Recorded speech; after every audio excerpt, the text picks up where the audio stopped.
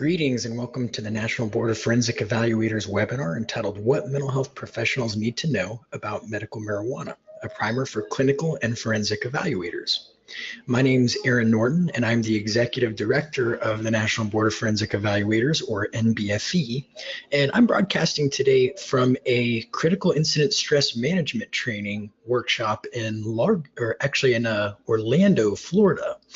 And literally that workshop is going on in the room next door. So I'll be kind of keeping a little bit quiet to not disturb their workshop. And also you might hear a little bit of background noise during today's broadcast because they're kind of a rowdy bunch out there today.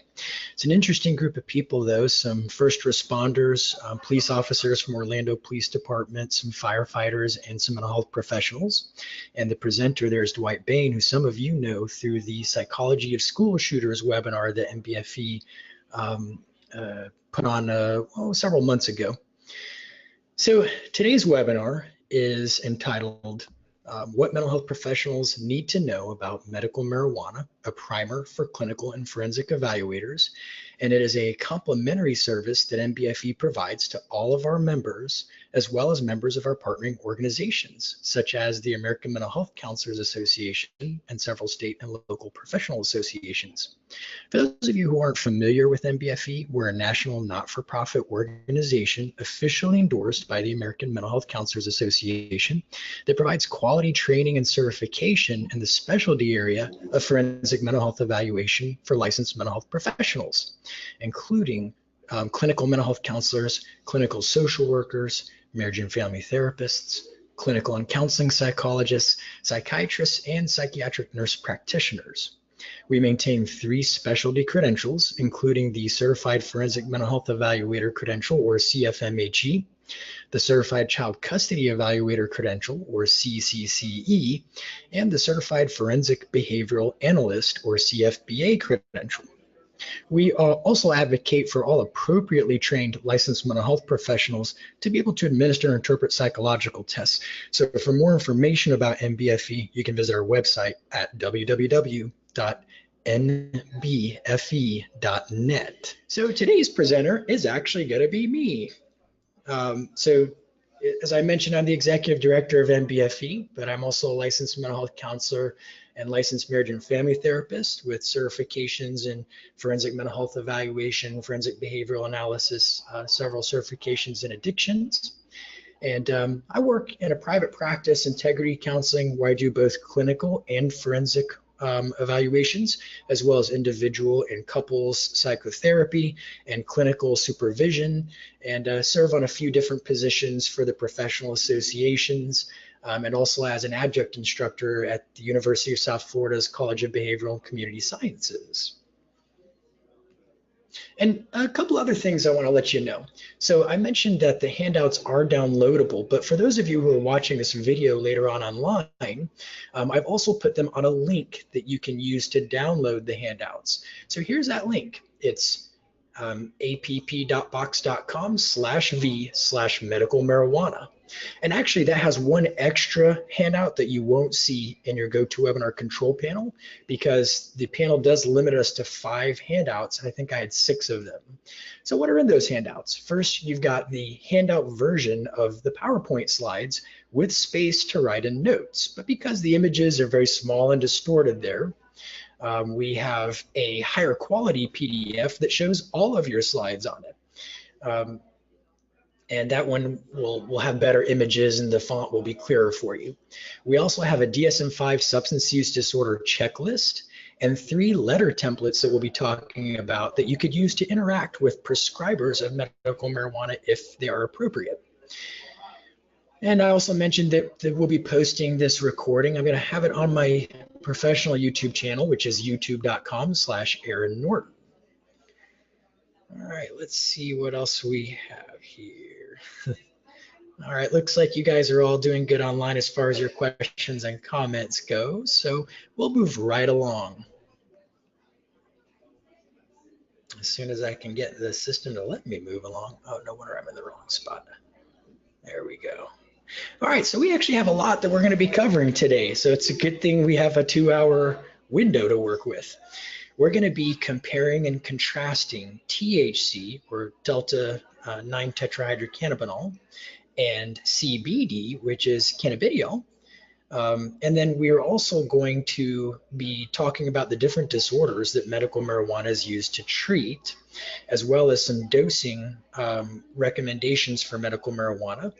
We'll talk about adverse health effects, side effects, and risks of medical marijuana, and what the positions of our different professional associations are about medical marijuana.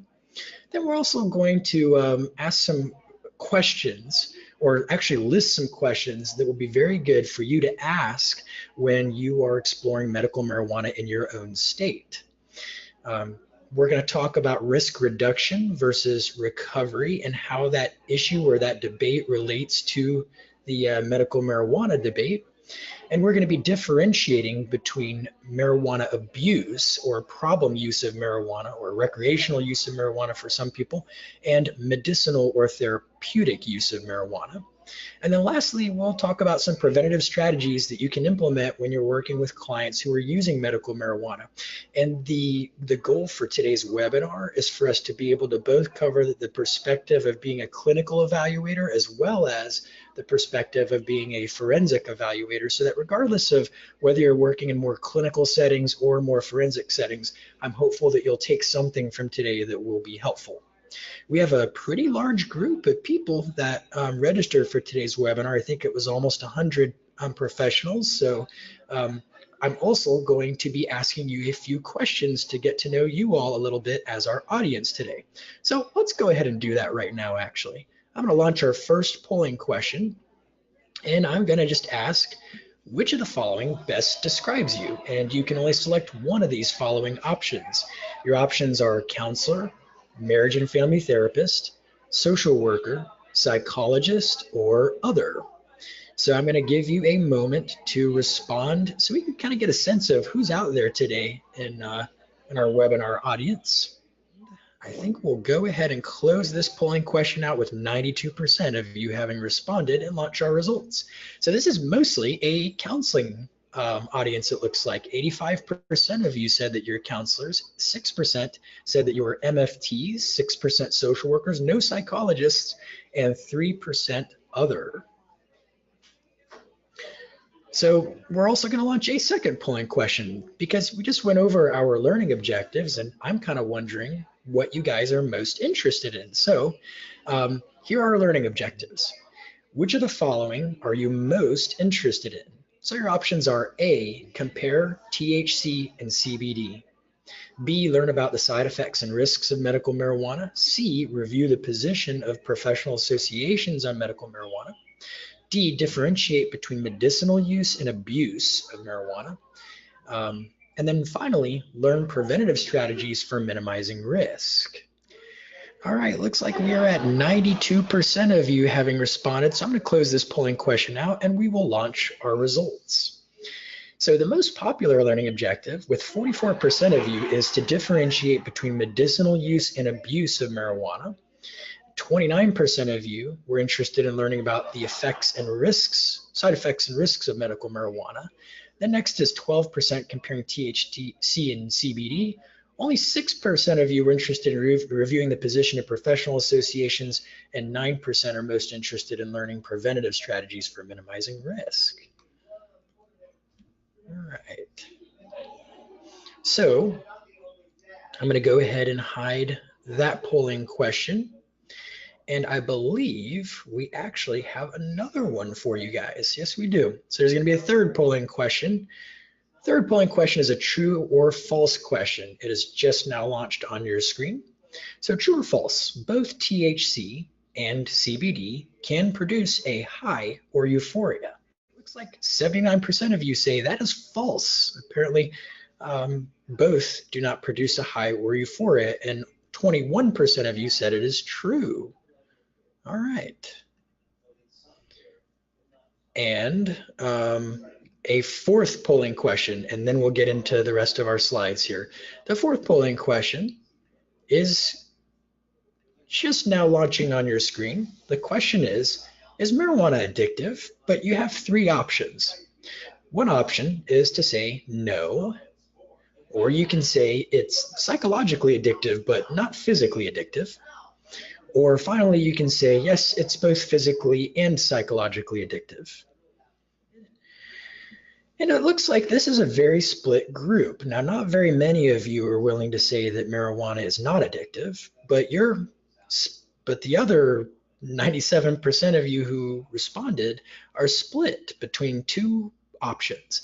It's physically addictive or psychologically addictive, but not physically. Half of you said that, and then another half of you said it's both physically and psychologically addictive.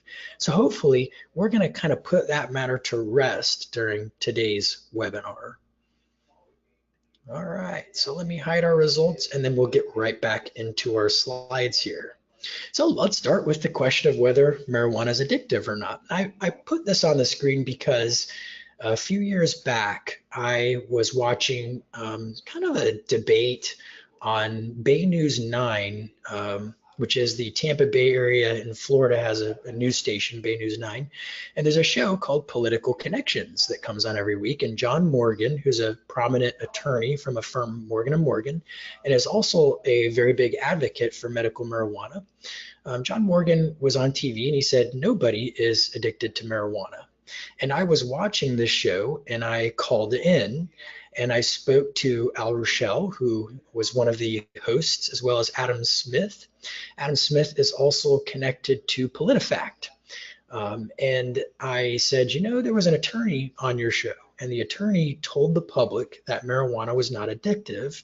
And as an addictions professional, I can attest it actually is addictive, and that I believe that the public has been misinformed on your show. And so I would like to request that you consider some kind of maybe looking into this issue or maybe doing a fact check on his claims.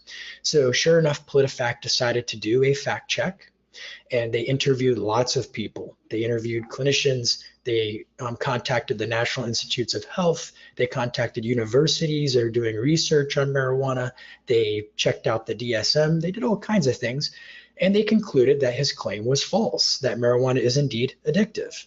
And when they confronted him with it, he, to his credit, very quickly recanted. He said, you know what, I misspoke, and he was embarrassed about it, and he said that it is true that it is addictive, but then he also said that his major point was there are other types of medicine that are potentially addictive, and if we legalize those medications, then why not legalize marijuana, especially because some of those other medications are more dangerous than marijuana is. So, you know, on a personal note, I kind of agreed with his overall argument, but I definitely disagreed with his statement that marijuana was not addictive, so I thought it was important to draw attention to it. And I think generally speaking in our field, for those of us who are kind of experts in substance abuse, clinicians, mental health professionals, it's kind of our job to do some educating the public and being a part of that public discussion on health issues. So let's start by comparing and contrasting THC and CBD. We won't spend much time on this because this wasn't one of the stronger areas of interest for you guys, it doesn't look like, but it's important that we all get on the same page about it. The reason why is that both THC and CBD are considered medical marijuana. So they're both termed medical marijuana, and this produces confusion because sometimes we're talking about medical marijuana when we're referring to just one or the other. And that creates a lot of misinformation and sometimes some chaos really in the public arena because there's such big differences between THC and CBD. Both are found in the marijuana plant, but THC is a partial agonist for CB1 receptors, whereas CBD is a negative allosteric modulator of CB1. So what is CB1? Well, there are two types of receptors in the human body that THC molecules from marijuana can bind to. There are CB1 receptors and there are CB2 receptors.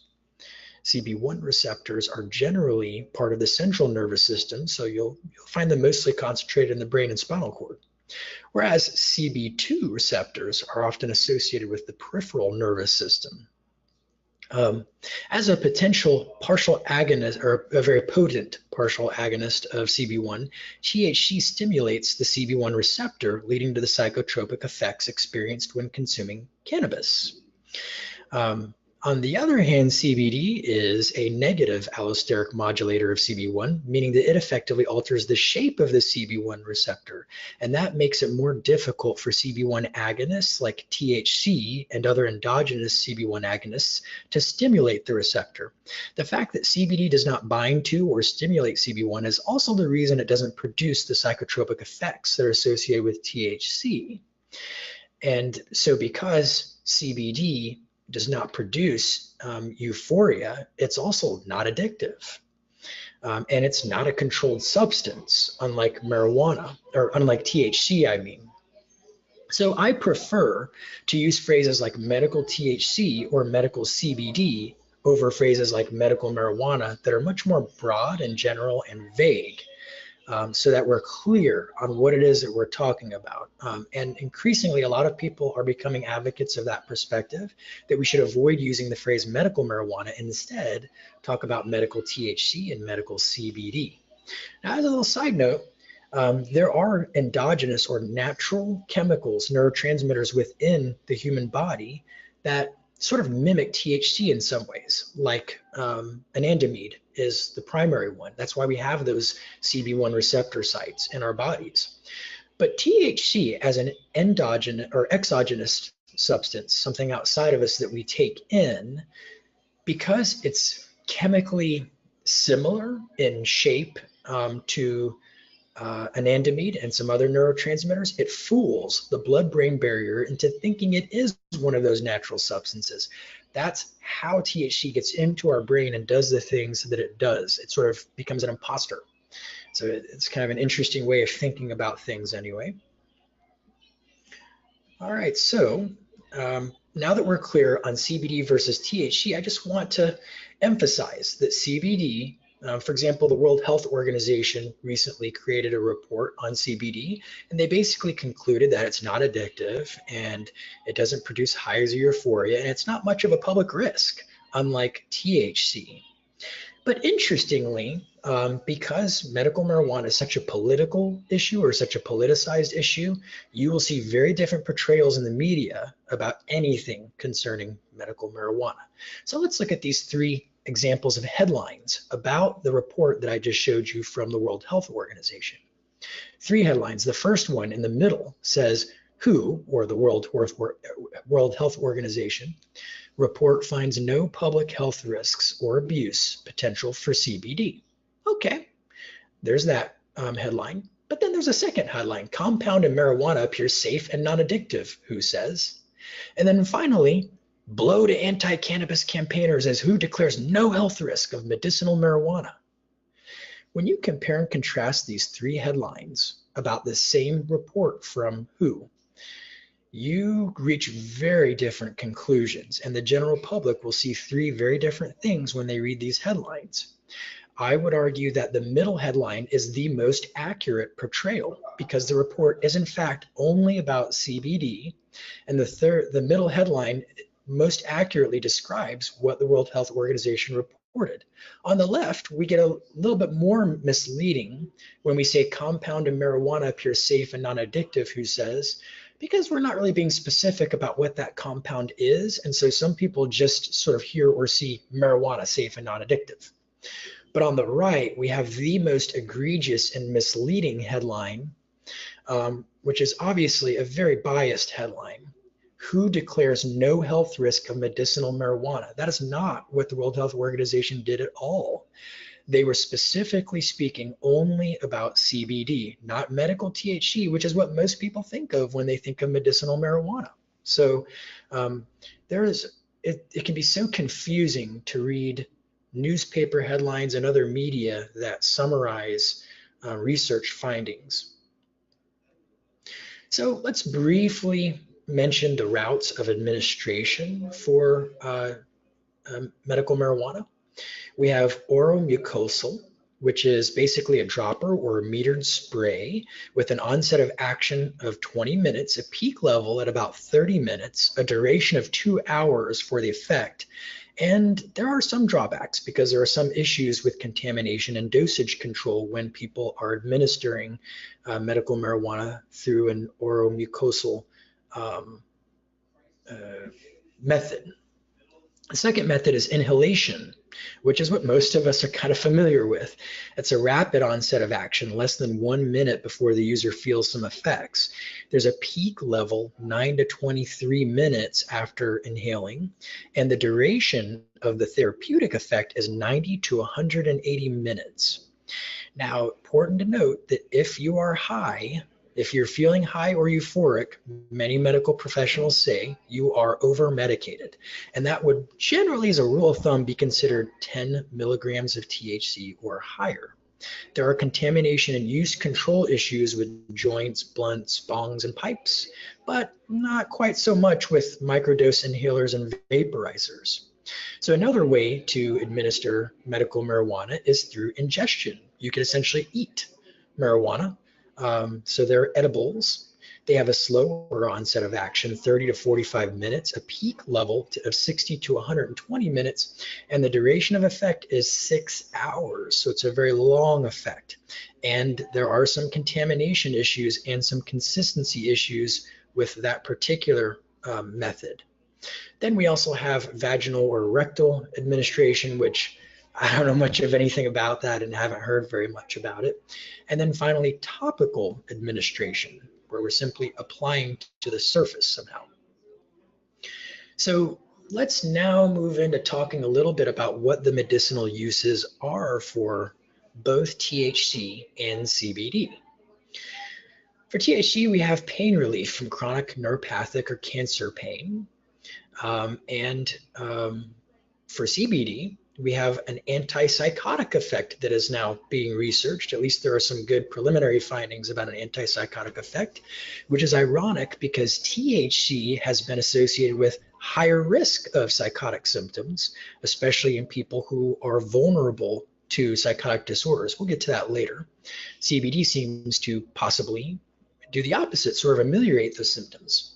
Both, however, there's some research suggesting that they could reduce spasticity from multiple sclerosis. A little bit of research about improving symptoms of Tourette's for THC. THC may also increase appetite and reduce nausea or vomiting secondary to chemotherapy or HIV/AIDS. And for CBD, same thing, only specific to chemotherapy rather than HIV or AIDS. And some people say that THC treats PTSD, but actually it's not quite that broad. There has been a study that showed that THC was associated with a reduction in nightmares associated with PTSD for a period of up to 7 weeks. That could also be because THC, in most studies anyway, is associated with decreased time in REM stage sleep, which means you're not doing a lot of sleeping because that's where most of your not doing a lot of dreaming because most of your dreams happen in the REM stage of sleep for rapid eye movement. So if you're not getting as much REM sleep, then you're probably not getting as much nightmares either. THC can also be an anti-inflammatory medication, same thing for CBD, but CBD also can be anti-asthmatic and maybe even anti-tumor. And you'll see, by the way, throughout these slides, I like to give you my references. And when I give you my references, sometimes I hyperlink them. So if you see that it's blue and underlined, then you could go to the PDF in your handouts and actually click on it and sometimes access the full report, and other times at least summaries of those reports.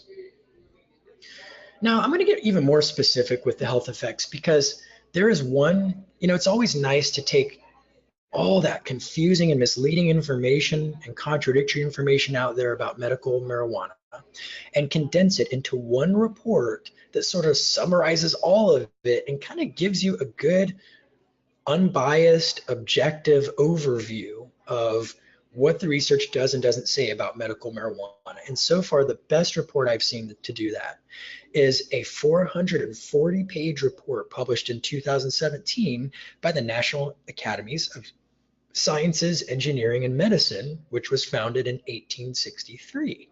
This report you can read for free online if you want to treat your insomnia by reading a 440-page medical report. Now, first we have to define a few terms they use in the report. We have conclusive evidence. So when they say there's conclusive evidence that medical marijuana does something, they're basically saying a firm conclusion can be made and the limitations to the evidence, including chance, bias, and confounding factors, can be ruled out with reasonable confidence. In other words, it's a pretty sure bet if it's conclusive evidence. Substantial evidence is also a very high level of evidence as well. A firm conclusion can be made, but minor limitations, including chance, bias, and confounding factors, cannot be ruled out with reasonable confidence. So substantial evidence, we would say, okay, there's probably something going on here. Moderate evidence, a general conclusion can be made, but with some limitations, including chance, bias, and confounding factors. They can't be ruled out with reasonable confidence, much like the substantial evidence category. And so my rule of thumb is once we get past moderate evidence into lower levels of evidence, now we're saying we probably ought to not take it too seriously yet. So then we get to limited evidence. For this level of evidence, a conclusion can be made, but there is significant uncertainty due to chance, bias, and confounding factors. And then finally, we get to no or insufficient evidence, which basically means no conclusion can be made at all at this point about this. So with that in mind, let's walk you through a good overview of all of the medicinal uses of marijuana, what the research does and does not say, at least leading up to Nason's report. So first thing is, there are only two examples. There are no medicinal uses of marijuana for which Nason concluded we have conclusive evidence. So you see this description, conclusive evidence, you won't find anything that's conclusive about the evidence in support of medical marijuana in terms of therapeutic benefit. What you will see is something pretty close to that, where we see, well, actually, no, I'm sorry. I'm going to take that back because we do have one area at least where we have some conclusive evidence. So we have chronic pain in adults as an effective, medical marijuana being effective to treat chronic pain in adults. And then we have chemotherapy-induced nausea or vomiting through oral cannabinoids or cannabinoids. So we have conclusive or substantial evidence for those two particular things. Now we move down the ladder to moderate evidence, and we have improving short-term sleep outcomes for sleep disturbance associated with obstructive sleep apnea syndrome, fibromyalgia, chronic pain, and multiple sclerosis, but we're talking about a very specific medication. I think it's pronounced nabiximols, and it's a THC/CBD spray with a CBD to THC ratio of 2.5 milligrams to 2.7 milligrams. So it's almost half and half THC and CBD. And that's the only medication for which we do have moderate evidence for those short-term sleep outcomes. I also emphasize short-term sleep outcomes because a lot of the research on sleep medication shows that many sleep medications only really are effective short-term, and then they stop being effective because of tolerance. And I suspect the same to be true for medicinal marijuana. Now we get to the next category, which is limited evidence of efficacy. So now we're getting to the area of we're not so sure that we can really draw any conclusions at this point, but at least there's some evidence for it. So what do we have there? We have increased appetite and decreased weight loss associated with HIV/AIDS, improved clinician-measured multiple sclerosis-related spasticity, improved symptoms of Tourette syndrome, and improved anxiety symptoms as assessed by a public speaking test in individuals diagnosed with social anxiety disorder. So you see how very specific that is. It's not anxiety disorders in general. And also pay attention to the fact that that is CBD only. It is not THC. So there are a number of people who want medical THC for anxiety, but there really isn't evidence to substantiate that it's an effective treatment for anxiety. And then finally, improved symptoms of PTSD, but that is specific to a medication called Nebilone. So there is some limited evidence that cannabis would be ineffective for improving symptoms associated with dementia, improving intraocular pressure associated with glaucoma. That one really surprised me because when I think medical marijuana, I think of glaucoma. But apparently, as more and more research has come out, that's not looking like it actually is very helpful for glaucoma, surprisingly. And then reducing depressive symptoms in individuals with chronic pain or multiple sclerosis. Now, when you download this report, You can read in excruciating detail all about the studies, the flaws and the strengths of each study, and exactly what the study does and does not suggest or does not prove, and those sorts of things. But at least these are sort of some bullet points for you. There is no or insufficient evidence to support all of these things that you see on this list from being effectively treated by medical marijuana, whether THC or CBD.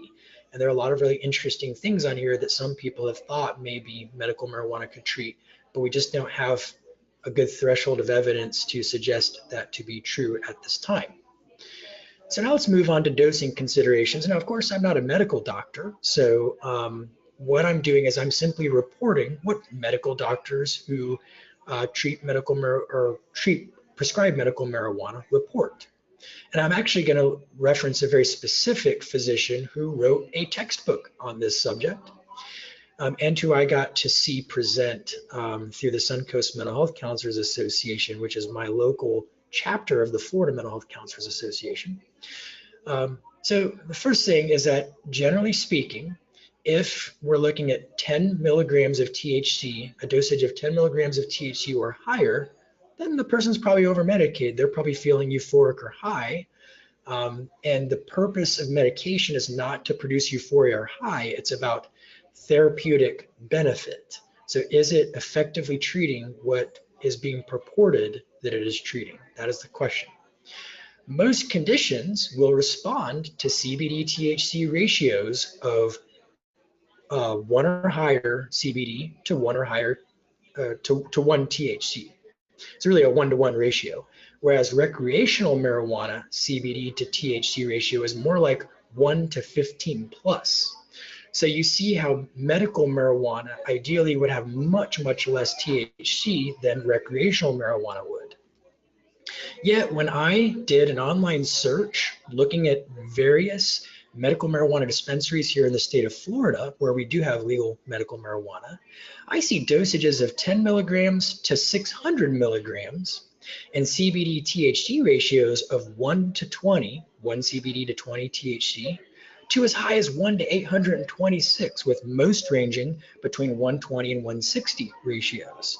So what's actually happening in the dispensaries might be very different from what is happening, from what is being recommended in terms of dosing guidelines. Now, I'm going to just check in with you all and see how we are doing with questions and comments. It looks like, so if you do have a question at this point, you can go ahead and submit it right now. I'm just kind of going through and making sure that we don't have anybody experiencing any technical problems. It doesn't look like we do. We have one comment from Dennis who says, stating it has limited evidence for it being ineffective for glaucoma is confusing. Yeah, that is confusing. You're absolutely right about that. That's a very good point. There are all these double negatives too when we look at, let's go back to that slide actually real quick, because I could have even reported it wrong because of those double negatives always threw me. Let's go to glaucoma. Was supposed to, here it is, limited evidence that cannabis or cannabinoids are ineffective for improving intraocular pressure. So basically they're saying there's a little bit of evidence that it's not helpful for glaucoma. Meanwhile, though, what we didn't see in the other categories was strong evidence that it is helpful for glaucoma. So it's kind of like at this point, we really can't conclude that it's helpful for glaucoma. You're right that it's very confusing because of that double negative there. So thank you, Dennis, for pointing that out. And then Norm says, I hear you fine. What are your views on the recreational use of marijuana? Well, okay, I guess I could go ahead and tackle that. It's a tough question. Well, actually, you know what I'm going to do? I'm going to hold off on that. And the reason why is we have a polling question where we're going to actually poll you guys on your opinion, and I don't want to sway your opinion too much with my own. So I'll share mine after that polling question. We'll come back to that. It's a great question. It's always nice to know what the biases are of the person presenting, isn't it? All right, so let's move on then to We did dosing considerations. So now we're going to move on to the adverse side effects, health effects, and risks. So we start with our short-term health effects and risks of marijuana: impaired short-term memory, impaired motor coordination, altered judgment, paranoia, and psychosis. But we're generally talking about very high doses when we talk about that. I'm going to go back to impaired short-term memory for a moment too, and say that there's an impact on learning or education. And with the impaired motor coordination, that's why we get some injuries and accidents and sometimes poor judgment when people are under the influence of marijuana is also an issue. And sometimes that the impaired judgment can have implications in terms of risky sexual behaviors and susceptibility to sexually transmitted infections. And then paranoia and psychosis, well, actually, we're going to come back to that with long-term effects in a moment as well. And then finally, reduced slow wave sleep and rapid eye movement or REM stage sleep. Long-term health effects include a risk of addiction, which is about 9 to 10% of people who have used marijuana eventually meet the diagnostic criteria for a cannabis use disorder. So about 10% of people who try it will develop a diagnosable problem with it. That means 90% of people who try it won't. And I think that's important to point out. Withdrawal, if the person is taking it regularly for a substantial period of time and fairly moderate to heavy doses. Altered brain development, poor educational outcomes, cognitive impairment, diminished life satisfaction and achievement, chronic bronchitis, and an increased risk of psychotic disorders. But that is more for people who are genetically predisposed to psychotic disorders, not so much for the general public. Let's see here. We have a question from Elizabeth. How come it causes chronic bronchitis, but it's good in the treatment of asthma? That's a great question. I wish I had an answer for it, but I guess that's sort of above my pay grade again. It's a really great question. Maybe somebody has an answer to it and they could chime in on that. Karen says, I've seen quite a few cases of medical marijuana being used to treat ADHD. I don't see this listed in the materials. Any thoughts? Yes, I do have some thoughts about that. Hold off on it. We're going to come to it in just a moment here. Let's see here. I think that covers everybody's questions. So we'll go ahead and move on, and we'll come back to questions periodically. So you can always throw your question in the mix and we'll get to it. So health risks, there is substantial evidence. Now we're going back to the report from NASM in 2017. There is substantial evidence of worse respiratory symptoms and more frequent chronic bronchitis episodes from long-term smoking, as well as increased risk of motor vehicle crashes. A statistical association, now that's a correlation, it doesn't mean causation, but a statistical association between maternal cannabis smoking and lower birth weight of offspring. And finally, development of schizophrenia and other psychoses with the highest risk among most frequent users. This is really important because a rule of thumb we've always gone by is if somebody has a psychotic disorder or a bipolar disorder, then recreational or medical marijuana are both probably really bad ideas for them because there's a good chance it'll actually exacerbate their symptoms. Now, the motor vehicle accidents issue is kind of really interesting. This was even a study that was published in JAMA here, Internal Medicine, and this study demonstrated that when you get into the afternoon and evening of April 20th every year, suddenly motor vehicle accidents nationwide go up, and especially in areas that have higher rates of marijuana use. So they're actually drawing a statistical correlation to people celebrating 420, and most of you probably know, but some of you may not know that 420 is sort of a traditional number for smoking marijuana. So smoking at 4:20 p.m. or smoking on April 20th, and especially April 20th, 420 on April 20th, people all over the country celebrate by smoking marijuana, but also our motor vehicle accidents raise. And I certainly, having done a lot of DUI work, have worked with plenty of clients who got DUIs because they were impaired while they were under the influence of marijuana. So moderate evidence. So we're still at a fairly high level of evidence when we look at this slide. Moderate evidence of no statistical correlation between use and incidence of lung cancer and head and neck cancers. So many of you have heard in the 70s, 80s, and 90s that there was an association between marijuana use and lung cancer and then head and neck cancers. But actually, the more research that's been collected in that area, the stronger the evidence has become that that association does not look good. We can't really say that marijuana use causes lung cancer or head and neck cancers. We just don't have the evidence to suggest that to be true. It seems counterintuitive to some people because some people think anything that you smoke should be able to give you lung cancer, but there's a theory that there might be things in THC, or at least in marijuana itself, that actually helps to reduce cancer likelihood. So when you add risk through smoking, but then you decrease risk with those compounds, maybe it sort of evens out. That's one idea that people have had anyway. There is moderate evidence of a statistical correlation between the cessation of cannabis smoking and improvements in respiratory symptoms. So if you stop smoking, then you tend to have improved respiratory symptoms. Oh, I forgot to mention the question earlier about asthma. The asthma treatment was with CBD, not with THC. Whereas the bronchitis is probably more associated with THC. So I hope that answers a question earlier. Somebody asked, how could medical marijuana treat, instead of just cannabis? I just remembered that was CBD and not THC. And that's why that's actually why we are big advocates of not generally using the term medical marijuana, but specifying whether we're talking about THC or CBD and getting very specific. So increased risk of overdose injuries. Now, marijuana really you can't really overdose on marijuana per se. There have been rare cases of overdoses that deal more with edibles, but certainly I've never seen any evidence of anybody ever dying from an overdose on marijuana. I've just never seen it. I don't think it exists. What we do see is some marijuana-related deaths that usually involve people doing things that are dangerous while they're impaired because they're high.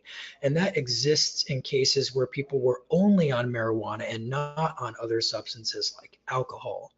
So it's usually they had poor judgment or poor motor coordination, and then they did something that was dangerous, and then something bad happened because of it.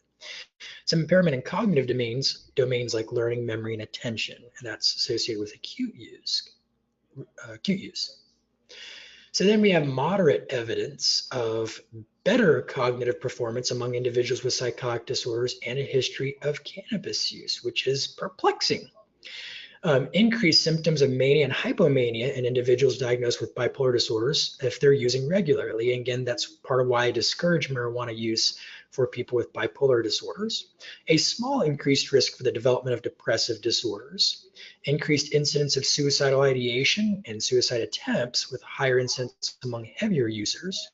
Increased suicide completion. Increased social anxiety disorder with regular use, but no statistical association with the worsening of negative symptoms of schizophrenia, meaning symptoms like blunted affect, not psychotic symptoms, because those are actually increased by marijuana use or made worse by it. I believe this, so this is a chart that basically demonstrates that in Colorado, once recreational marijuana was legalized, emergency department visits involving marijuana for adolescents began to increase, and it continued to do so over the years here. So there's limited evidence, so now we're getting into murky territory of several different things, and you could look at these items later. Since there's only limited evidence for them, I'm not going to really spend much time on them.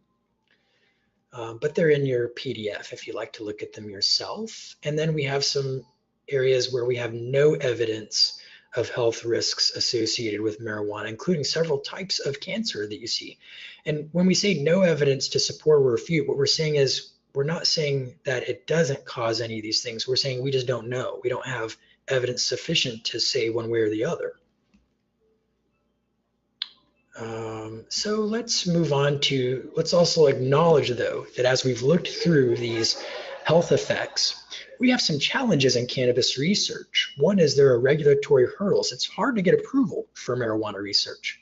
Second, there are ethical issues. See, in an ideal study, if you wanted, let's say you wanted to determine what might be some long-term effects of marijuana use, the best way to do that kind of study would be to divide people through random assignment into a control group and into various dose-dependent use groups and a placebo group as well. And then have them all administer marijuana with all of them over years of time and then see who develops what conditions versus who doesn't. The problem is that research is unethical, not just very costly and time-consuming, but also unethical. So we don't do that research. Therefore, the only thing we can do is statistical correlation research, where we try to control for as many variables as we can statistically, but it's not a perfect science. Or we can do animal research. For example, there's a lot of research done with rats, but rats only have a 2-year lifespan, so we can't learn a whole lot about long-term marijuana use from research on rats. So this creates some major problems in filling the gap with research. And my suspicion is if we had better research on long-term effects, we would learn a lot more about some of the effects of marijuana. So risk factors. Who's at risk of developing marijuana use disorders? And what are some of the things that seem to connect there? So some people thought, well, if you take an adolescent and you treat them with stimulants, then they'll be more likely to develop a cannabis use disorder. That has not panned out very well in research. So that does not appear to be a risk factor for a cannabis use disorder. Being male and smoking cigarettes, though, are risk factors for progression of cannabis use to problem use. Initiating marijuana use at an earlier age is a risk factor for the development of cannabis use. And there's a statistical association between increased use frequency and development of problem use, as well as between being male and the severity of problem use. And some moderate evidence that anxiety, personality disorders, and bipolar disorders are not risk factors for developing problem cannabis use.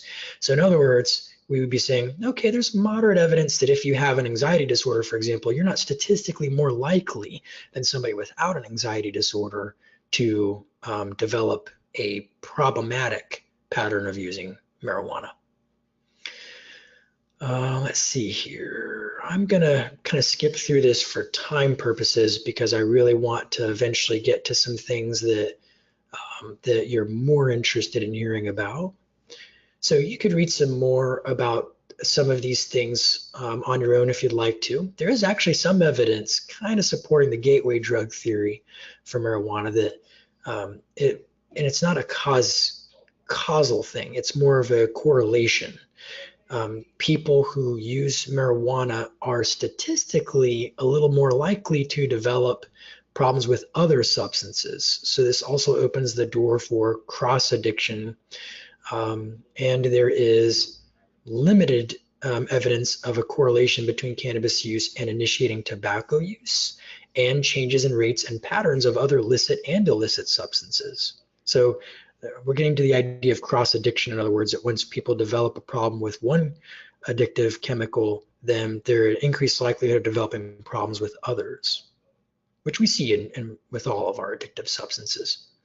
So let's briefly talk about the positions of our professional associations and organizations. Before we do that, though, I'm just going to go check in with you guys on your questions. The PowerPoint said lunch cancer. Oh, okay, so we have a typo. It should be lung cancer. And that looks like that's about it. Just a couple other comments, but no other questions, it looks like, or corrections. So the associations we're going to cover are the APA, specifically Psychiatric Association, not psychological. NADAC, which is the Association for Addiction Professionals, ASAM, which is the American Society of Addiction Medicine, the American Medical Association, the American Academy of Pediatrics, and the VA is not an association, but we're going to talk about their position because this might be relevant for you who are clinicians. So we'll start with the American Medical Association. The AMA believes that cannabis is a dangerous drug and is a public health concern. And it also believes that we should focus on public health strategies for dealing with marijuana-related problems rather than incarceration, imprisonment, that sort of thing. And the AMA is encouraging additional research because, again, it's very hard to do research on medical marijuana. The AMA thinks that physicians should be responsible for educating the public and their patients on the health effects of marijuana, and it urges legislatures to delay full legalization until we get more research. And specifically, we're talking about full legalization of medical marijuana and recreational marijuana. The AMA also encourages the FDA to require a warning on all cannabis products that they do not approve, and that warning simply states marijuana has a high potential for abuse. So that's basically the AMA's position. They don't endorse medical marijuana. They're very they are avoiding actually discouraging legalization of medical marijuana with their position. And this position was recently revised in 2017. We'll move on to the American Academy of Pediatrics, which is the largest association representing pediatricians, medical professionals who specialize in working with children. Their position basically is that they generally oppose medical marijuana for children and adolescents. They think it's more harmful than it is beneficial, according to the research and the evidence available. But they also, like everybody else, are a big fan of doing more research.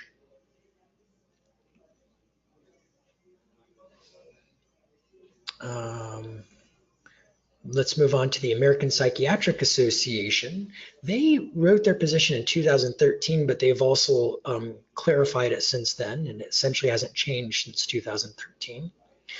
They say that there's no current scientific evidence that marijuana is in any way beneficial for the treatment of any psychiatric disorder. This would include ADHD, as somebody asked about earlier.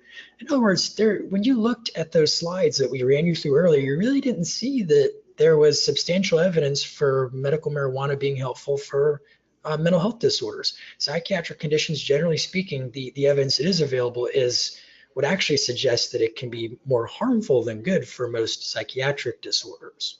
So that is the position of the APA.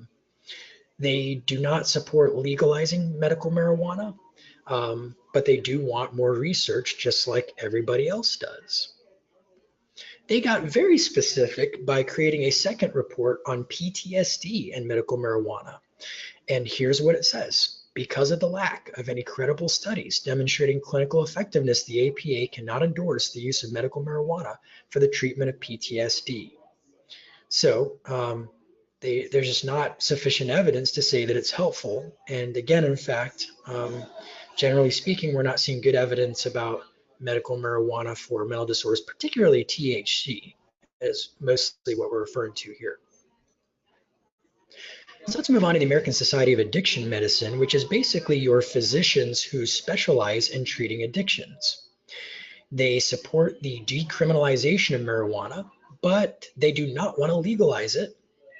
And that includes, they don't want to legalize medical marijuana. They think that is premature, and they support the use of cannabis for medical purposes only when governed by appropriate safety and monitoring regulations such as those established by the FDA. What they actually said in their position was, we don't want medical marijuana, but if you're going to legalize it, then it needs to go through the same stringent process with the FDA. They also call on clinicians to educate patients about the known medical risks of marijuana and counsel persons suffering from addiction about the need for abstinence from marijuana and synthetic cannabinoids and the role of cannabis and cannabinoid use in precipitating relapse. So they're calling on physicians to educate. NADAC, the Association for Addiction Professionals, their position is, again, marijuana should be subject to the same research consideration study as any other medicine. There is current sound evidence that smoked marijuana is harmful, They do not support any initiatives to legalize marijuana for medical or recreational use, and they oppose proposals to legalize anywhere in the US. So they take a very strong position. The VA has clarified just this year that veterans are not denied any benefits because of marijuana use, medical marijuana use specifically. They are, however, encouraged to discuss their use with their VA providers, and those VA providers will record that information in the client's record, but it's confidential. VA clinicians are not permitted to recommend medical marijuana, nor to prescribe products containing medical marijuana. They may not complete paperwork or forms required for patients to participate in state-approved marijuana programs. Their pharmacies can't fill prescriptions for medical marijuana. They won't pay for medical marijuana, and they prohibit the use or possession of marijuana on all of their grounds. And their employees are subject to drug testing under the terms of employment. So they also take a pretty strong position. Now, who doesn't have a position? Basically, the associations that aren't primarily composed of medical professionals, meaning physicians, specifically medical doctors or doctors of osteopathy.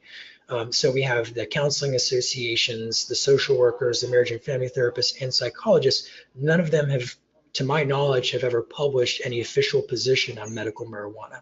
And I think that is kind of appropriate because they're not prescribers. And so it's a little risky for them to be taking a position. However, I could argue that certain divisions, like a division of the American Counseling Association composed of addictions professionals, might create a statement position on medical marijuana from a substance abuse treatment perspective, but that's probably about it. It's just my opinion. So what are some important questions to ponder in your state about medical marijuana? Well, first, let me go check on you all about questions and see where we are with that. We have a question from Kathy. Any idea how the 9 to 10% chance of developing a substance use disorder with marijuana compares with percentage of risk associated with alcohol use? You know, actually, I don't know off the top of my head. My suspicion is it's probably pretty similar. I would really like to look it up. I might be able to do that very rapidly by pulling up my my DSM here and looking at the rate for alcohol use disorder among those who use alcohol. If I can do it quickly, then I will, but if it ends up taking me too long, I'll move right along here. But while I'm looking this up, if any of you have any questions, this would be a good time to go ahead and on the material that we've covered so far. This would be a pretty good time for you to go ahead and mention it. So I'm here looking at alcohol use disorder in the DSM-5, and I'm going to move past the diagnostic criteria and look at prevalence and see if we can find out. It does say that 4 to 6% of 12 to 17-year-olds are diagnosable with alcohol use disorder, but that doesn't tell us what percentage of them who use alcohol are diagnosable. Rates of the disorder are greatest among adult men. Let's see if we can find one that says if you're using it, what's the probability that you'll develop a use disorder? It doesn't say. So all that I really have in the DSM-5 that I can see right now is what the overall prevalence is for alcohol use disorder, but I do not see something saying among those who use it, here's the percentage that would develop a disorder. Amy has asked, is marijuana physically addictive like it is psychological? Hang on to that, Amy, because we're about to get to it. Dennis, aren't psychologists able to prescribe meds and therefore medical marijuana? Good question, Dennis.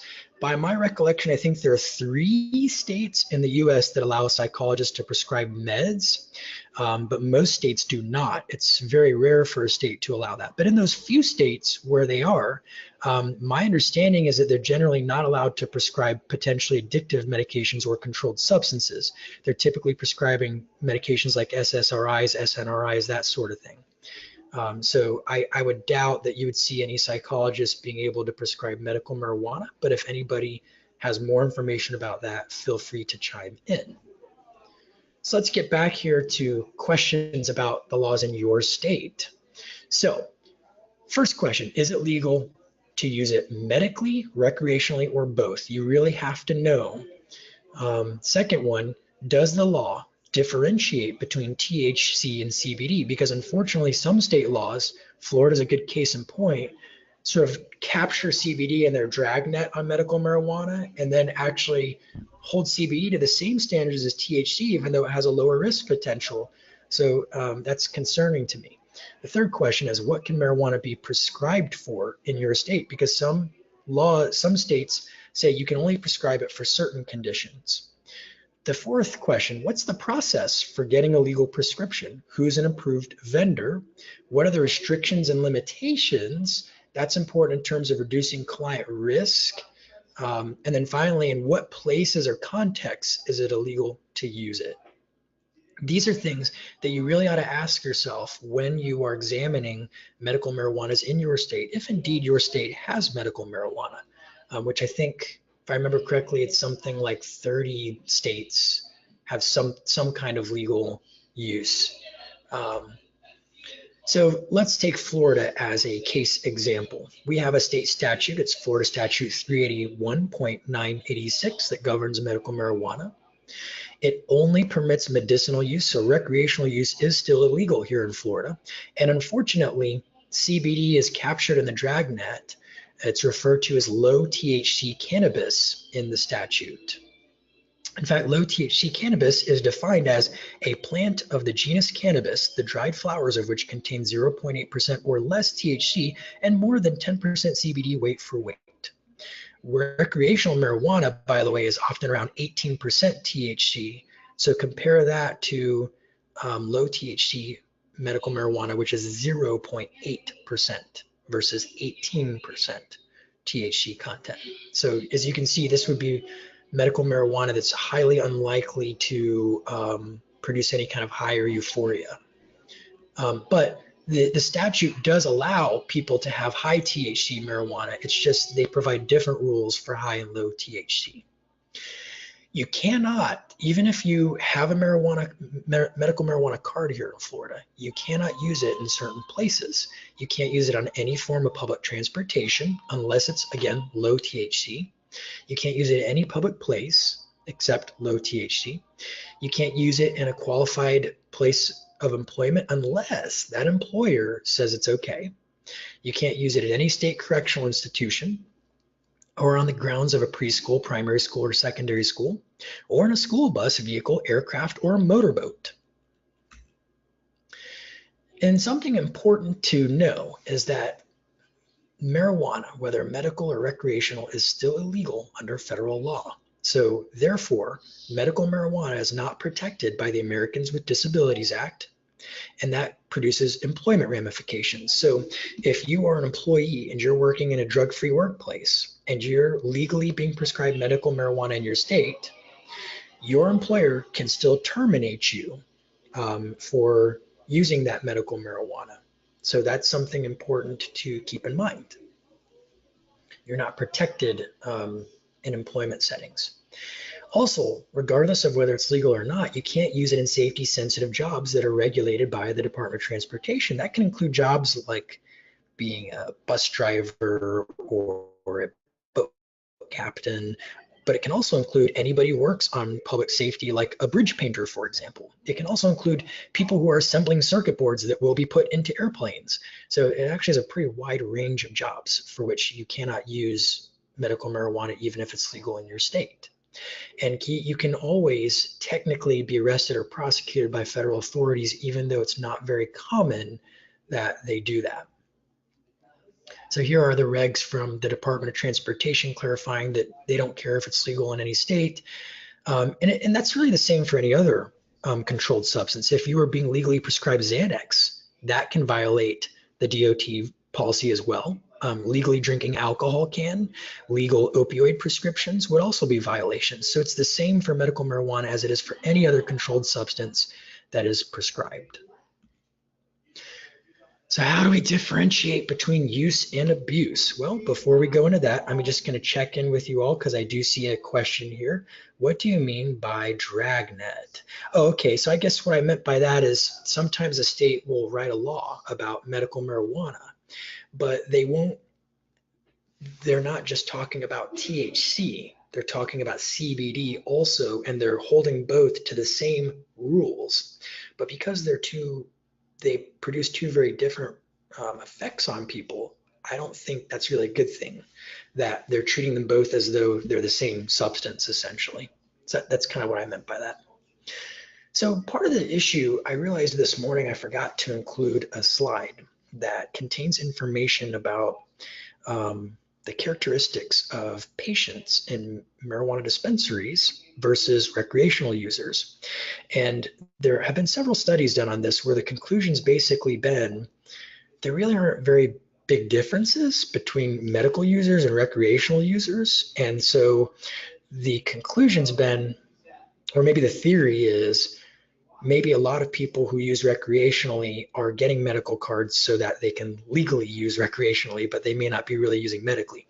I know I've worked with clients who, I mean, they're marijuana addicts who don't need it for any medical condition, but it's very easy for them to get a medical prescription, so they do it, so that they don't have to deal with legal ramifications. So that makes it even more challenging to differentiate between, is this legitimate medical use, or is this somebody who might be recreationally using, or is it somebody who might be using problematically, abusing the substance, or maybe even have a cannabis use disorder? So how do we tell the difference? So here's some things to look for.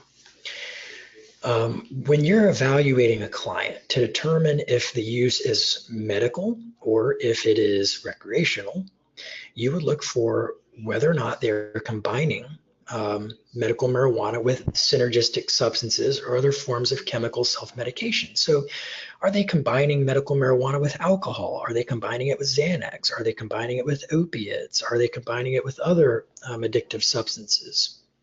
A second thing to look at is, are they running out of their prescription early? And as we mentioned earlier, supplementing it with illicit or recreational marijuana. Are they using more than what is being prescribed? Do they frequently have changes in physicians? They're always looking for another physician to get another script from.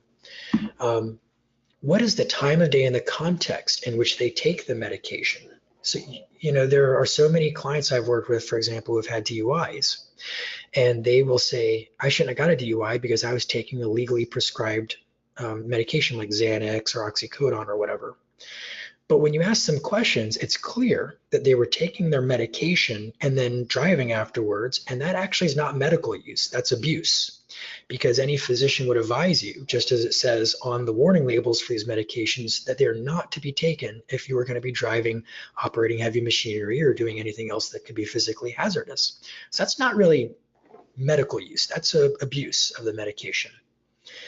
You would look at whether they are, is their goal, is their objective to treat a medical symptom, or is it to feel high? You know how many clients I've had who have gone to get medical marijuana of some kind or another, and then they've complained and said, I'd rather smoke it, this isn't working for me. And when you ask them questions about whether it's working, they say, well, I don't feel high from it.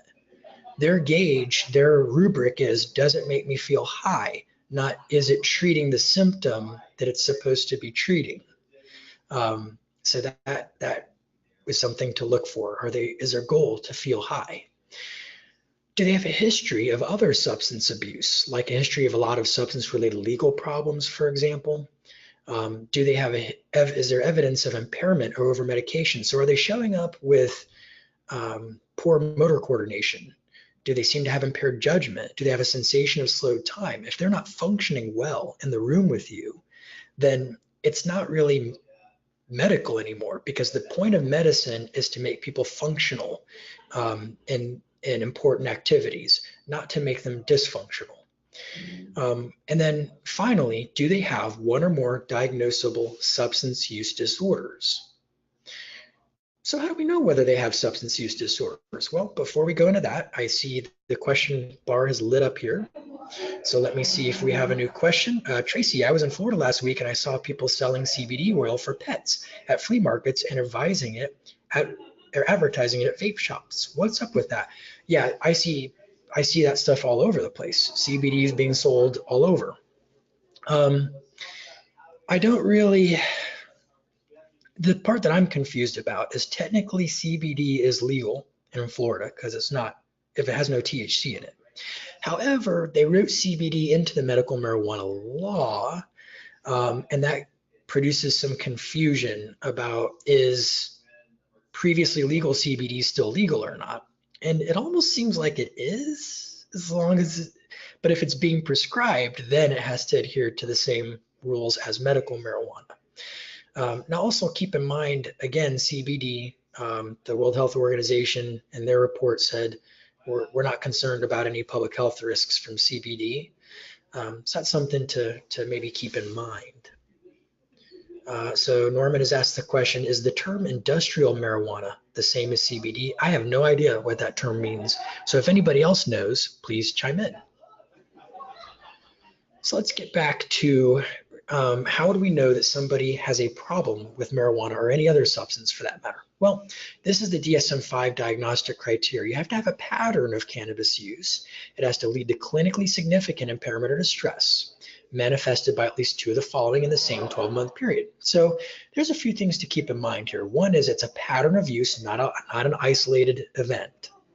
And impairment means it's actually creating problems with me being able to function. Distress is it's creating distress for myself and others in the context of a society. So how do we determine whether it's clinically significant? Well, we would say that at least two of these 11 things have happened in the past or in a given 12-month period. The first is it's often taken in larger amounts or over a longer period than was intended. Oh, I'm just going to have one blunt becomes, I'll have two or three, and that is a pattern for me maybe. There's a persistent desire or unsuccessful efforts to cut down or control it. So I either keep trying to cut back or quit, but not following through with it, or I've got this nagging voice in my head saying this really isn't good. I should be stopping this or doing something about it, but I'm not. The third symptom, a great deal of time is spent getting it, using it, and recovering from it. So, there are some people that sort of their life seems to revolve around marijuana. Like you could walk into maybe a young adult's room and see marijuana posters, marijuana paraphernalia everywhere. They think about it, talk about it, immerse themselves in it. It's their big thing, and they spend an awful lot of time doing it, and maybe at the expense of doing other important things in their life. Then you might have a case for that symptom. The fourth is craving, which isn't just I would like it, but it's a strong desire or urge to use it, sort of as you might have heard the phrase jonesing for it. The next one is recurrent use resulting in a failure to fulfill major role obligations at work, school, or home. Now, if you ask a client, has your recurrent marijuana use resulted in a failure to fulfill major role obligations at work, school, or home? They will say no. But if you ask them, when you were in school, would you ever skip school to get high? Or would you ever come home and get high and then not get around to your homework and then your grades started slipping? Well, then a lot of times the answer is yes. So that would be a negative impact on the role obligations at school. For work, this can be things like if they were not being as productive at work because of their use, if they were skipping or canceling work to use, if they were getting in trouble at work because they were impaired by their use, some of those sorts of things. Oh, another one could be they're desperate to get a job, but they won't stop using so they can pass a drug test. They're telling you, I'm desperate, I need work, but I'm not willing to stop using even temporarily so I can get a job. Continued use despite persistent or recurrent social or interpersonal problems caused or exacerbated by the effects of the substance. So do they have a lot of arguments and fights and tension and problems in their relationships connected to their marijuana use? The next one is important activities they've given up or reduced because of smoking. So, I had a buddy in high school and college, and he eventually started smoking marijuana every day, like all the time. And before he started smoking, he was playing on a football team. He was playing in a band, playing the drums, and he was also big on going to church and doing things with his family. As his progression continued and he smoked daily, he stopped doing all those things. Stopped playing football, stopped playing the drums, stopped going to church, stopped doing things with the family, and just kind of would sit around and get high all the time and play video games and watch TV and hang out with friends. And he sort of dropped all his friends who didn't smoke a lot. To me, that would be there was, for those of us on the outside, it looked very clear that there was a connection between his marijuana use. He was just always stoned, so he didn't really do a lot of things. The eighth one is recurrent use in situations in which it's physically hazardous, which is most statistically met through driving, but could be other dangerous things. I've worked with a client who would handle firearms when he was high, and that has led to some ED problems, some emergency department visits for all over the country, and especially in areas where marijuana is more heavily used, where people will be doing something physically dangerous while they're high, just like any other substance that can produce impairment. And then continuing to use it despite knowing about a physical or psychological problem likely to have been caused or exacerbated by the use of that substance. We'll come back to that one in a minute. Tolerance, which means it takes more marijuana or higher quality marijuana to get the same effect I used to get from less. Or I'm using the same amount as always, but it's not giving me the same high that I used to get. And then finally, withdrawal. And for withdrawal, we have an entire set of diagnostic criteria for withdrawal. Heavy prolonged marijuana users will stop using, and within a week, they'll experience things like irritability, anger, aggression, nervousness, anxiety, difficulty sleeping. They'll have strange, vivid dreams and nightmares, decreased appetite or weight loss, restlessness, depressed mood, and sometimes some physical symptoms like abdominal pain, shakiness and tremors, sweating, fever, chills, or headache. When people experience these symptoms, they are often very dysphoric and unpleasant to be around, but give them a month or less and they'll be fine. And a lot of times they feel like they're sort of coming out of a cloud by the end of that point. So again, when you look at these 11 symptoms, they only need 2 of them for a diagnosis of a cannabis use disorder. If they have 2 or 3 symptoms, it's a mild disorder, as you see at the bottom of this page. 3 or 4 or 5 would be moderate, and then 6 or more would be a severe cannabis use disorder. And moderate to severe cannabis use disorders are the DSM-5 equivalent of what used to be cannabis dependence in the DSM-4. Now the question of, is it physically or psychologically addictive? Okay, well, first of all, I don't differentiate between the two because I think physical and psychological both deal with a lot of physiology, but let's pretend that there really are 2 separate, distinct worlds, psychological and physical, and there's no overlap between the two. Let's just pretend that's true. How did we used to define physiological dependence? Well, we used to define it based on 10 and 11. Is there tolerance and is there withdrawal? And because people experience that for marijuana, particularly heavy prolonged daily users, yes, marijuana is physically addictive. Literally, by the definition of the DSM-4, for example, you would tack on at the end with physiological dependence if they experience tolerance or withdrawal. And many, in fact, in my experience, most heavy prolonged daily users experience those symptoms. So yeah, it is physically addictive because that's how we define physically addictive. Does it look different than heroin addiction? Oh, absolutely it does, but it's still physiologically addictive in the sense that you can have tolerance and withdrawal with it. Now, in the DSM-5, they got rid of the specifier with physiological dependence because they said there's really too much overlap between physical and psychological because both do involve brain chemistry. So if you wanted to split hairs, you could say all substance use, all potentially addictive substances are both physically and psychologically addictive. But in the case of marijuana, even if you were going by the old definition, you would say, yes, it is both physically and psychologically addictive. And some people develop that addiction and others do not for a variety of reasons. If the person's gone for at least 3 months without any of those 11 symptoms, we would call them in early remission. And if they've gone for 12 months or longer, they'd be in sustained remission. So let's practice now. We're going to see if we can identify the symptoms of a cannabis use disorder in a case.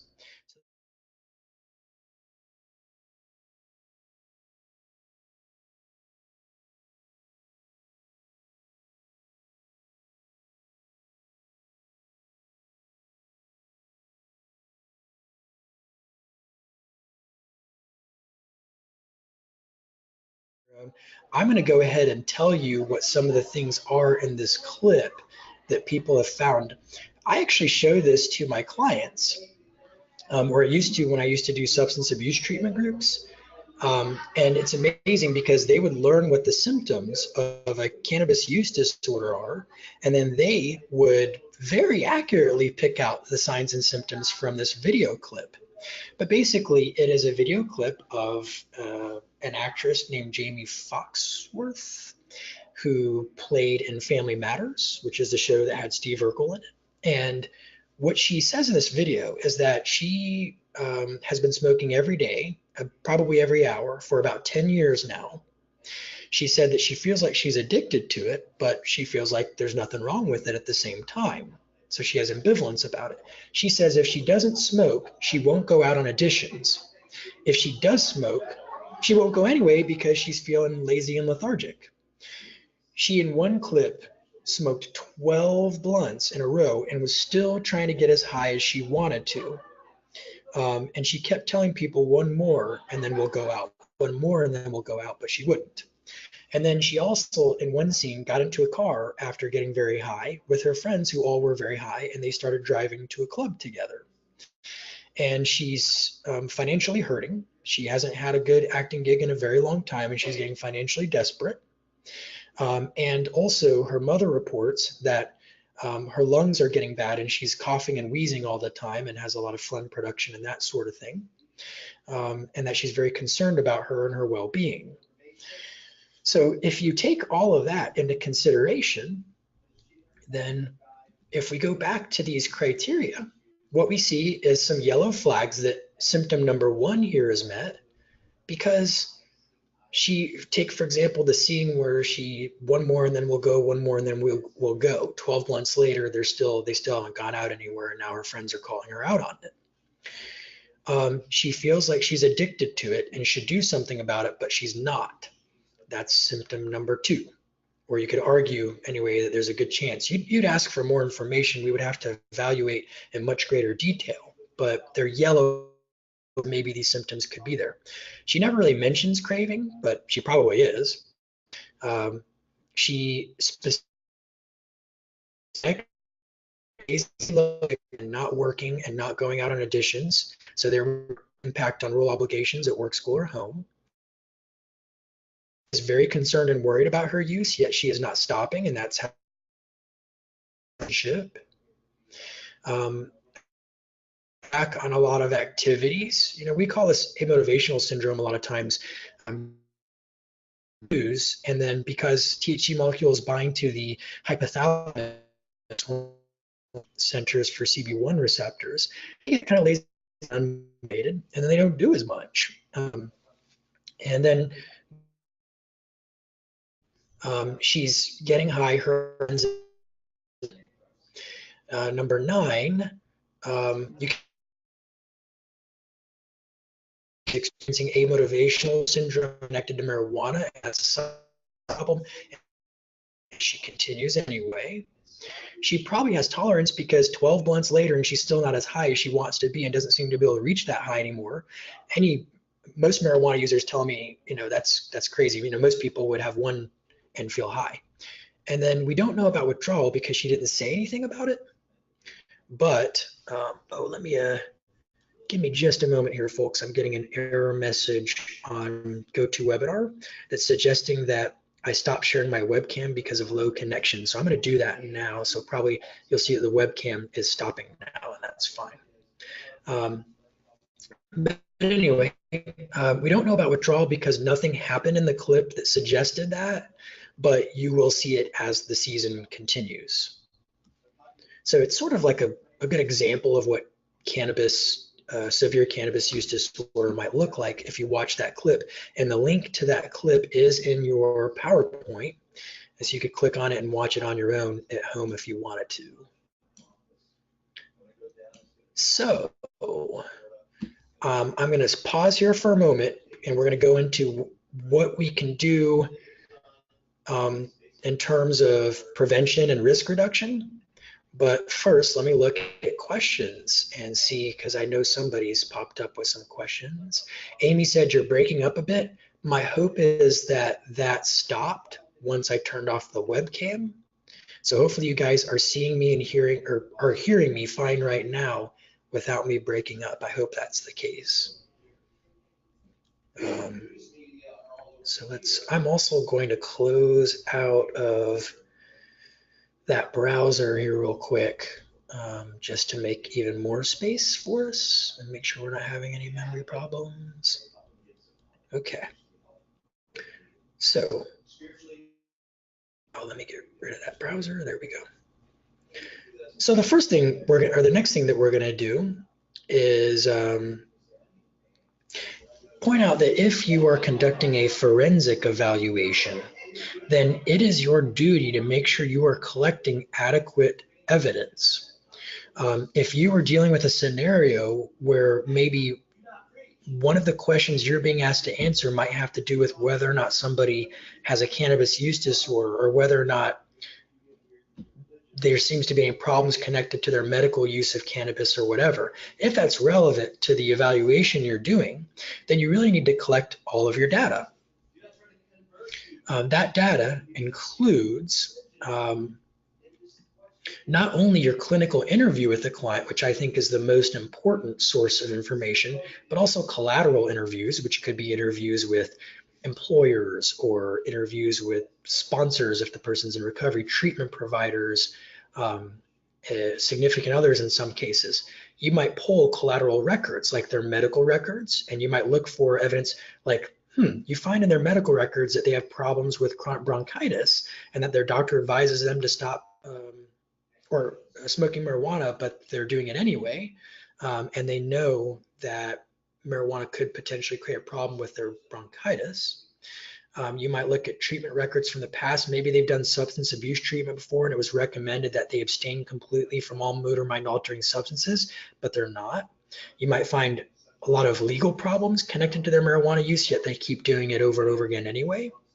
Those are examples. And then you'll use objective psychological tests that are specifically designed to give us evidence about an alcohol or drug-related problem, like the SASI-4 or the ASI or the Maryland Addiction Questionnaire, or urinalysis drug testing, which I think is a must for evaluations. You might use structured interviews that are designed to determine what is an appropriate kind of intervention or treatment for someone with a substance-related problem, like the continuum assessment using ASAM treatment criteria, which is our final bullet point. The ASAM treatment criteria is important for you to know because that's sort of the gold standard in the substance abuse treatment field.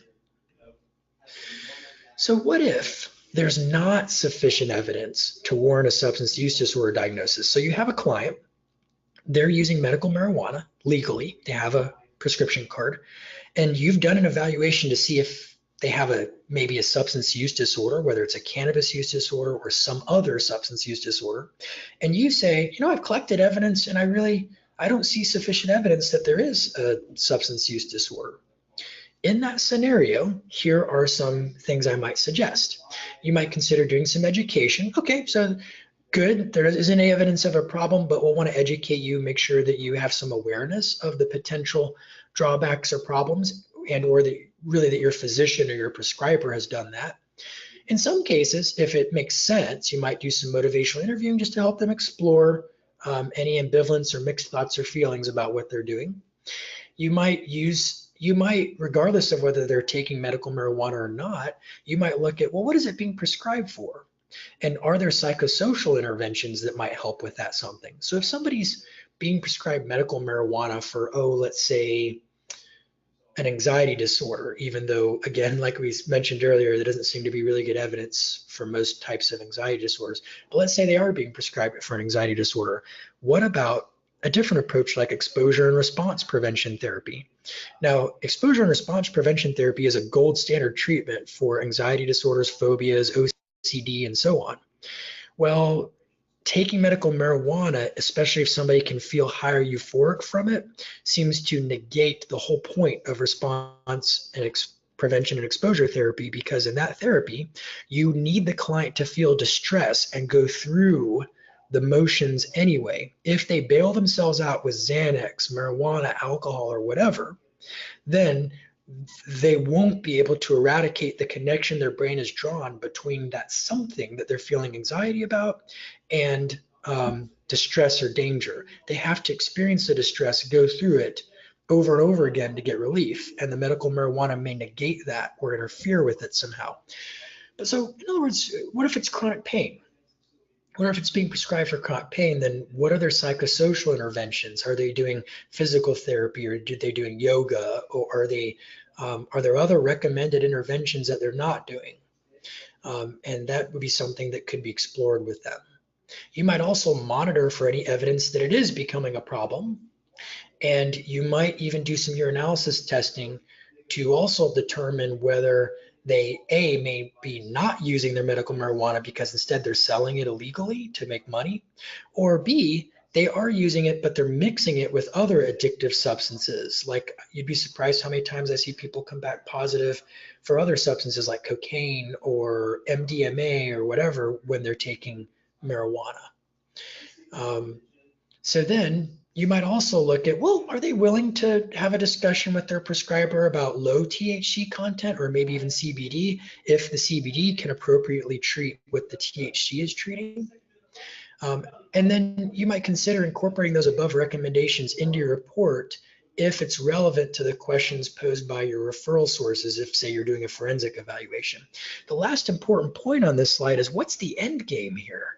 Because the problem with any potentially addictive medication is it loses its effect with time.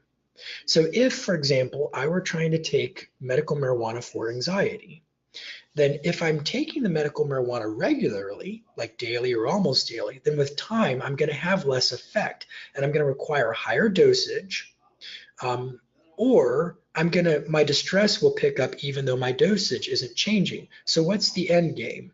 Usually, to me, potentially addictive medications make a lot more sense for short-term use than they do for long-term use. The same with sleep aids, like, for example, in the case of sleep aids, Ambien, for example, or Lunesta, those medications tend to lose their effect with time, and then people return to having insomnia and other sleep disturbances if they're taking them regularly because they've built a tolerance. And then they have side effects. They're still having insomnia. That's why there are many associations that say that CBTI should be the frontline treatment for insomnia. But that's a whole nother presentation. So these are things that could be explored with a client. Now, if, on the other hand, you're very clear that they do in fact have a diagnosable substance use disorder, well, then things change a bit. Now, Denise has asked, will you be sending these handouts to participants? So the answer is yes, but you can download them right now from the handouts part of your GoToWebinar control panel, or you can go to the link that I provided, and I'll give it to you again at the end. But I'm also going to include that link in the follow-up email that those of you who complete the evaluation form will receive within a week here. So let's say that you've done your evaluation and you're pretty clear that they do in fact have one or more substance use diagnoses. Well, like I said, then things change. The rule of thumb is, if the substance use disorder is mild, then you might consider a risk reduction approach rather than an abstinence approach. So maybe they have a mild cannabis use disorder, but they're also taking medical marijuana that's legally prescribed. Well, maybe you might want to look at, maybe there's a way to modify what they're doing with the medication so that it's not problematic anymore. That's a possibility, but an abstinence-based approach is also a good possibility for those scenarios in many cases. If, however, the substance use disorder is moderate to severe, then an abstinence-based approach is usually preferable. I've got so many references that say that, because the probability that someone with a moderate to severe substance use disorder will be able to use an addictive substance long-term without any problems connected to it is very low. So an abstinence-based approach is usually preferable. Now, if you have leverage, then you would use it according to ASAM guidelines. What I mean by that is, if the client comes to you because they've got DUI number 2, and by the way, they got their DUI from their medical marijuana, or that appears to have been part of the DUI at least. So let's say that that's the scenario. And they come to you because they want to get their license back. You have leverage. They want their license. There's evidence that their medical marijuana use is a problem. You're supposed to be giving them substance abuse treatment. You can require abstinence. So you would use leverage most of the time in those kinds of scenarios. But if you don't have leverage, like let's say it's a voluntary client coming to see you, then you would meet the client where they're at. So if they insist, no, I do not want to stop my medical marijuana use. I don't care whether you think it's a problem or not.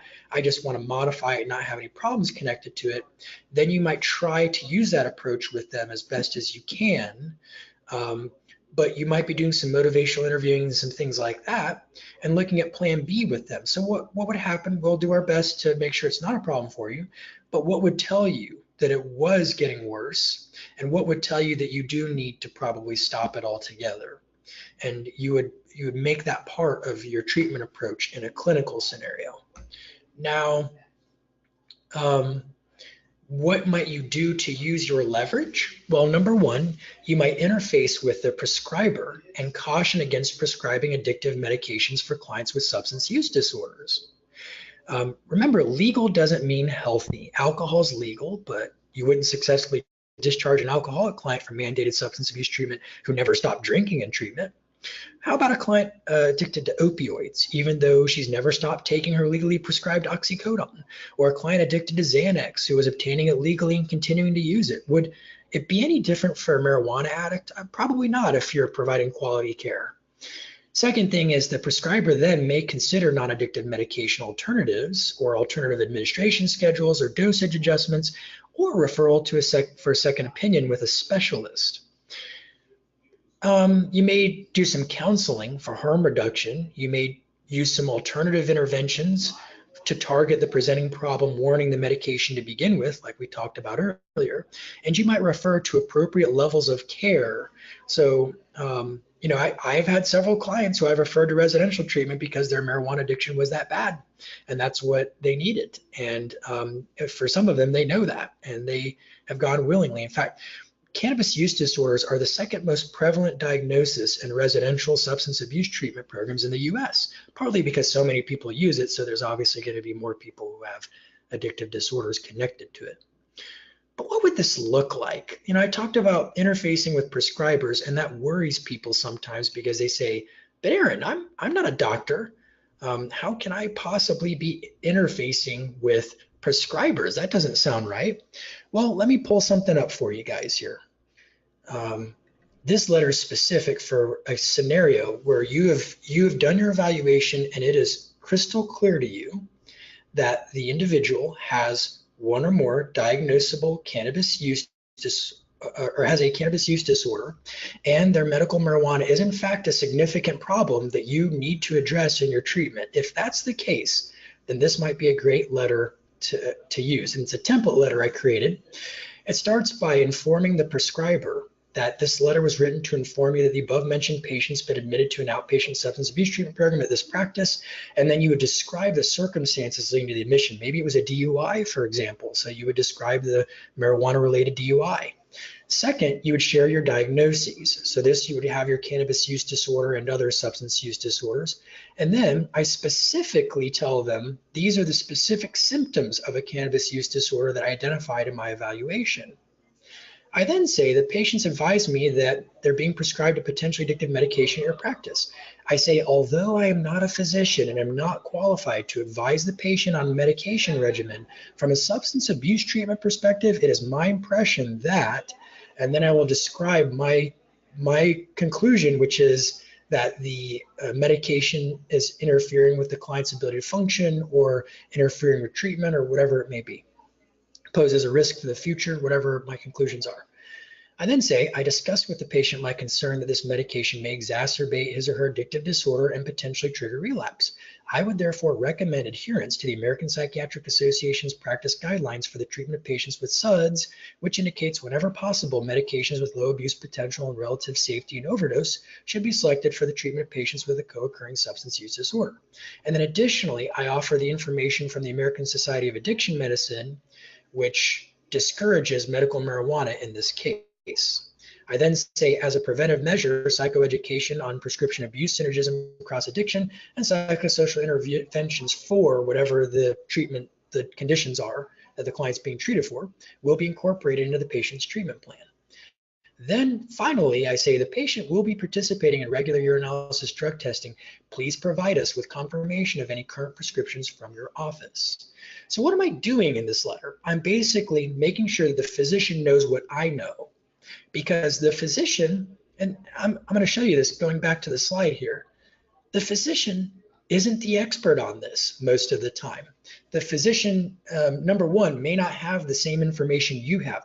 I can't tell you how many times that in the case of opiates, for example, I've sent a letter like this to the prescriber, and the prescriber said, oh my gosh, I have no idea.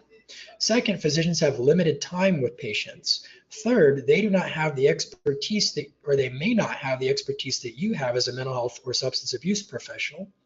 And they care. Most of them, I think, do care about their work, but they may not take you very seriously because you're not a medical doctor, but they will take other physicians seriously. So that's why I reference the American Psychiatric Association's best practice guidelines and the ASAM's best practice guidelines, because those are physician groups.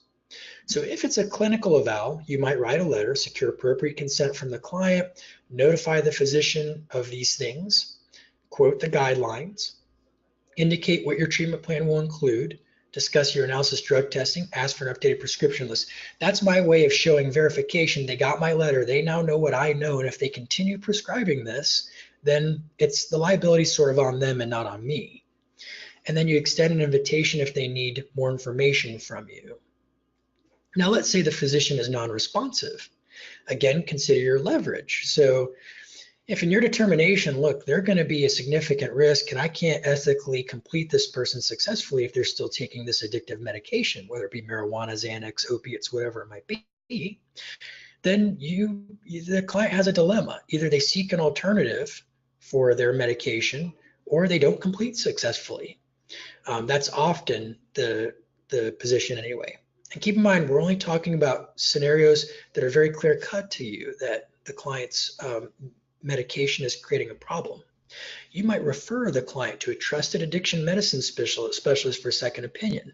So a board certified addiction medicine specialist, a physician who is very knowledgeable about issues involving cross addiction and those sorts of things, and can look at other viable options for medication. And you might require the client to resolve the issue to complete successfully. That happens sometimes. Sometimes the client needs a higher level of care, like residential or detox or something, to get off of their medications. So it's really sort of the clash between the abstinence approach or recovery approach and the harm reduction approach.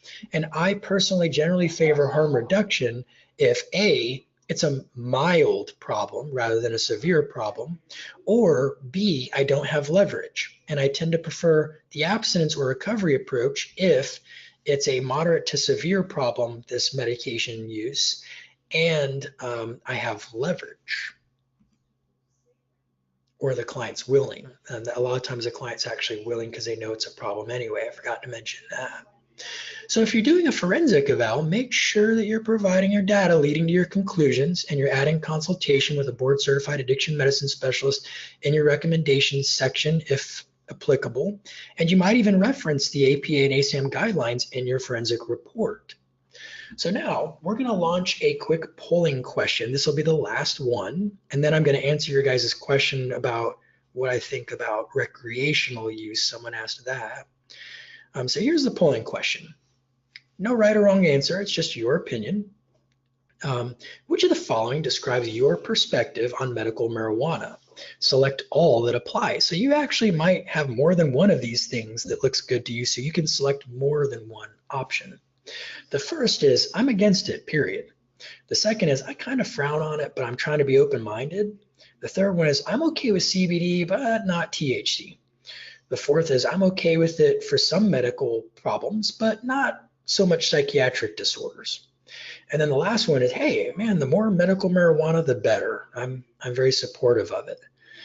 So I'll give you a moment to check off all the ones that you think kind of fit your perspective. 3%. So I think I'm going to go ahead and close this polling question out and launch our results. Some of you were sheepish about answering this one. Either that or you've fallen asleep by now from listening to me go on. So 52% of you said, I'm okay with it for some medical but not psychiatric problems. 42% of you said, I'm okay with CBD, but not THC. 24%, I kind of frown on it, but I'm trying to be open-minded. No one's totally against it. And 15% of you said, hey, man, the more the better.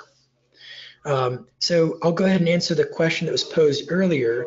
Philosophically, I support legalization of both recreational and medical marijuana, just my opinion. And that's really more about, do I feel like I have the right to tell other people what to do or not do, and to use the law as my avenue to do that? I respect that many people will disagree with me on this, and that's perfectly okay because they all have very valid points. But what I hate is calling something medical when it's really recreational. I hate people masquerading, whether it's physicians or patients, masquerading recreational use as medical use. It rubs me the wrong way because I don't think it's ethical to call something a medical treatment that's really not demonstrated to be an effective treatment, and in fact could be making something worse. So what I think is healthy or ethical or wise is a different question from what I think should be legal or illegal, if that makes sense. So I think that would be my way of summarizing my personal opinion on the matter and revealing some of my bias about the situation. Now, I do see, first I'm going to hide our results here, and I'm going to pull back up the PowerPoint. I do see that we have several questions and comments. So we'll spend the last little bit of time here addressing those. The first item is, Dennis said, isn't interfacing with providers a breach of confidentiality? Dennis, it's not if you have consent from the client. So the client can choose to give you consent or not. That is their right. If I have leverage, I might tell the client, you're right, you can decline to give me permission to communicate with your physician. That's within your right. Understand that I may choose to not treat you and certainly won't complete you successfully if you're continuing to engage in the very problem that I'm supposed to be treating in mandated substance abuse treatment. When I take that perspective, it is extremely rare that somebody doesn't agree to the communication. It's only happened one time in all of my years of practice, actually.